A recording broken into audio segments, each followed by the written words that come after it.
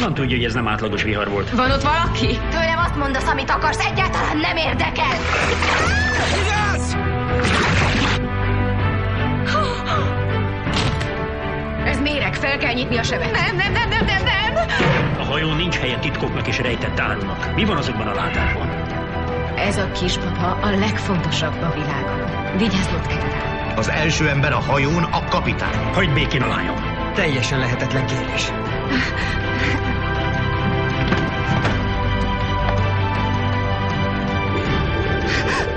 A vihar következményei beláthatatlanok. És ez meg mit jelentsen? Nagyon valószínű, hogy ebben a percben rajtunk kívül nincs élő ember a Földön.